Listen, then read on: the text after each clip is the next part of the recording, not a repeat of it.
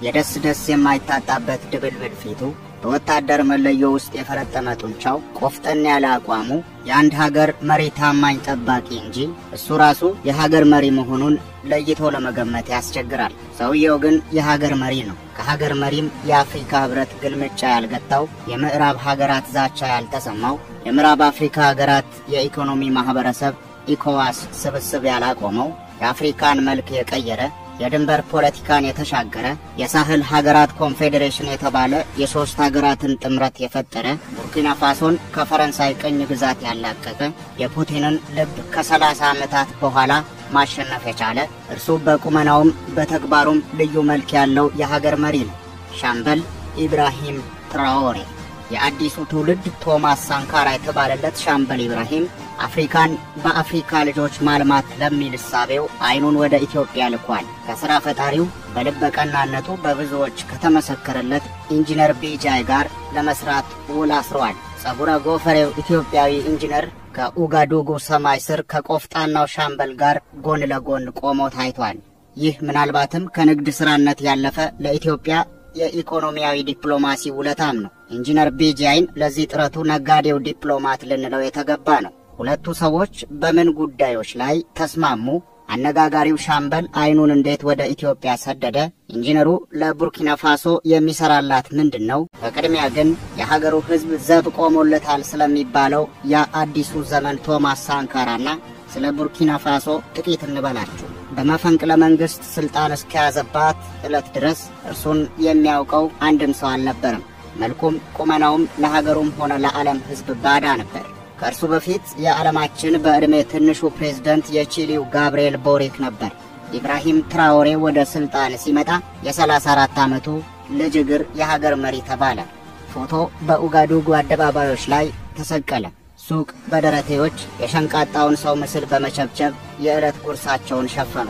በስፖርት የዳበረ ሰውነቱና በክንብድብ የተሸፋፈኑ ጠባቂዎቹ ፎቶ የሰዎችን ቀልብ ለመስረቅ በቂዎች ነበሩ።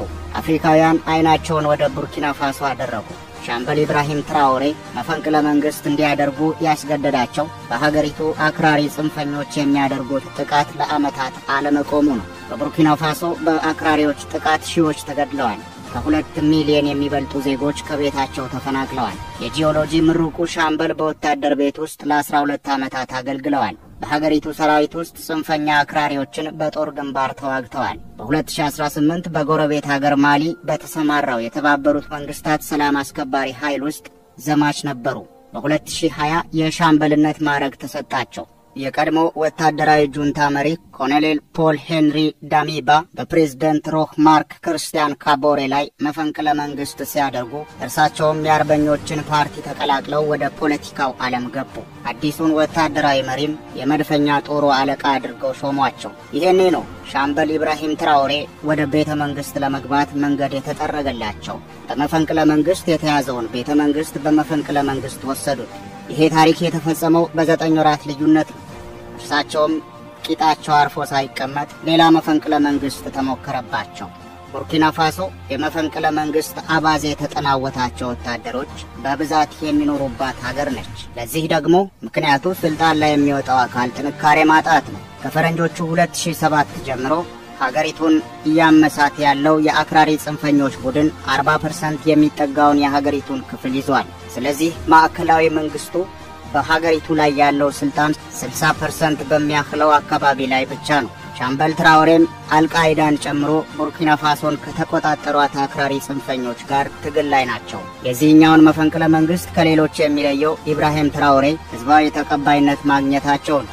ከ20 ሚሊዮን የሚበልጠው የቡርኪና ፋሶ ህዝብ ሰላም፣ ፍትህና ከፈረንሳይ ቅኝ ግዛት የተላቀቀች ሀገር ይናፍቃል። ወጣቱ ትራኦሬ ለዚህ ምኞት መልስ ያላቸው መሪ መሆናቸው ታምኖበታል። የአፍሪካን ሀብት ለአፍሪካ ከዘመናዊ ቅኝ ግዛት ነፃ የወጣች ሀገር በአክራሪዎች ጡንቻ የማትናጥ ቡርኪና ፋሶን እሰጣችኋለሁ ያለው ሻምበል ትራኦሬ ቃሉን ጠብቆ ለሀገሩ ህዝብ የልማት ስራዎችን በመጀመር ተጠምዷል። ከኢትዮጵያዊው ኢንጂነርና ቢጂአይ ኢትዮ ኢንዱስትሪያል ኤንድ ኢንጂነሪንግ ሶሉሽን ከተባለ ድርጅት ጋር ያገናኘውም ይኸው ቡርኪና ፋሶን የማልማት ዓላማውን። ድርጅቱ መሰረቱን በኢትዮጵያ ያደረገ የተለያዩ ማሽነሪዎችን አምራች ግዙፍ ኩባንያ ሲሆን በኢትዮጵያ ብዙ የሰራ ነው። ከባለቤቱ የግል ምስክርነቶች እንዲሁም ከተጠቃሚ አንደበቶች እንዳረጋገጥ ነው ቤጃ ኢትዮ ኢንዱስትሪያል ኤንድ ኢንጂነሪንግ ሶሉሽን ሀገር በቀል ዕውቀትን ተጠቅሞ ከውጭ ሀገራት ይገቡ የነበሩ እልፍ ወጪ የሚጠይቁ የሜካናይዜሽን ማሽነሪዎችን በሀገር ውስጥ እያመረተ ያቀርባል። ምናልባት አዲሱን ቶማስ ሳንካራ የቡርኪና ፋሶን አንበሳ የሳበውም ይሄ የድርጅቱ ሀገር በቀል ዕውቀትና አቅም ይሆናል።